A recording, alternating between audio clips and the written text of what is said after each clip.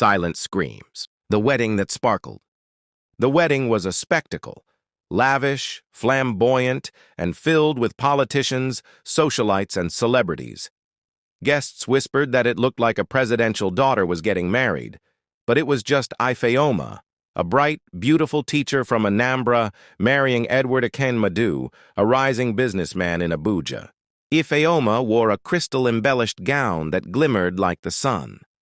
Edward looked like royalty, his agbada stitched in pure gold thread. People called them the perfect couple. But even then, there were signs. Edward gave a speech during the reception, praising himself for choosing a woman so lucky to have him. Ifeoma laughed it off, but her sister, Chidinma, gave her a long look. "He loves himself a bit too much," Chidinma whispered.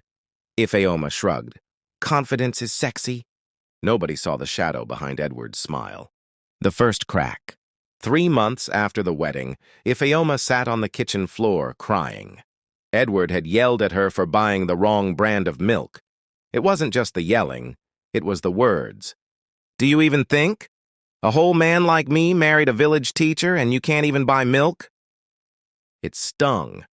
She had a master's degree, but Edward reminded her daily that he rescued her from poverty. He paid the bills, bought her a car, and told everyone he was training her to become a proper wife.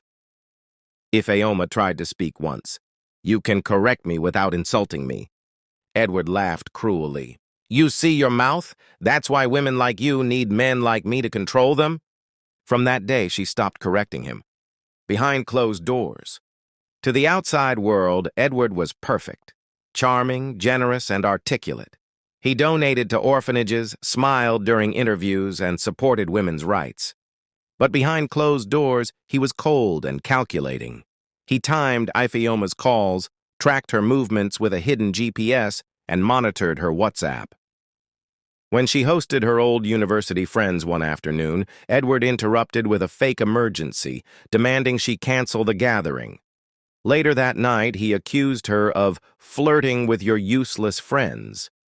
"Do you think you're better than me? You were nothing before I married you." Ifeoma tried to leave once. Edward locked the door and cried, saying he couldn't live without her. He held her and whispered, "You make me angry, but I love you." She stayed. Gaslight? Gradually, Edward isolated her.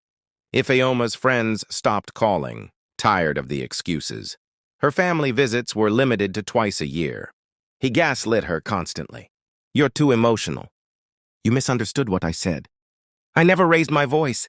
She began to question her own memory, her own mind. She journaled, not to express herself, but to track reality. One night she said, "You're hurting me." Edward laughed, then feigned offense. "How dare you accuse me of that, after all I do for you?" He stormed out, and for days gave her the silent treatment. Then he returned with a new iPhone. "I forgive you," he said. Ifeoma said, "Thank you." A baby in chains. 2 years later, she gave birth to their daughter, Zara. It was supposed to bring joy. Instead, it brought new chains. Edward didn't want a nanny. "You'll raise your child. That's your job." He scolded her for being lazy when she looked tired. When Zara cried too long, he blamed Ifeoma. "Maybe she senses your incompetence." He refused to change diapers but took all the credit online. He posted photos with Zara, captioned "Our girl dad" and "Father first." Ifeoma was losing herself, her identity swallowed by Edward's world. But she smiled for photos. Always. Chapter 6. The Pastor and the Perfume. One day, Edward accused her of cheating with the church pastor. The pastor was 68.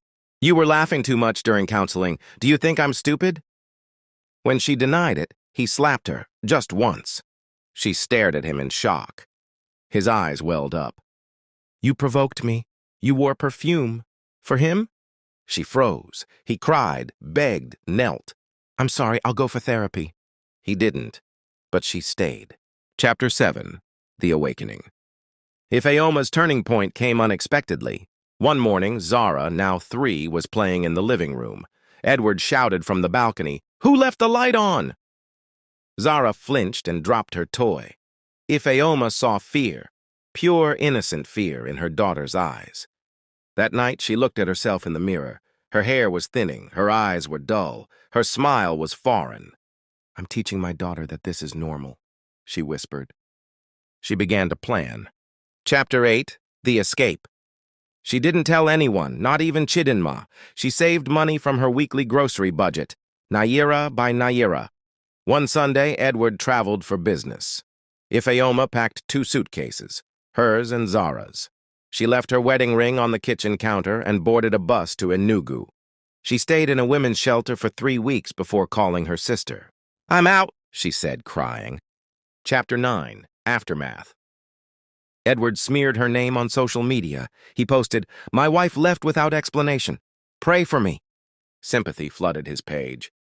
He filed for custody, accusing her of being unstable. But Ifeoma had documented everything. Photos, messages, journal entries, even the slap. With the help of a lawyer and a quiet NGO, she won temporary custody. The battle wasn't over, but she was free. Chapter 10, Rebirth. It took a year for Ifeoma to breathe again.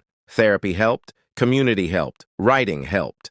She started a blog, Silent Screams, to help women trapped in narcissistic relationships. It went viral. People messaged her with their own stories. She found strength in their words. She got a teaching job again, not as a favor, on merit. Zara laughed more now. Her eyes shone with joy. One evening, as they walked to the market, Zara looked up and said, "Mommy, you're strong." Ifeoma smiled, truly, for the first time in years. The end. Thank you for watching. Don't forget to like and subscribe.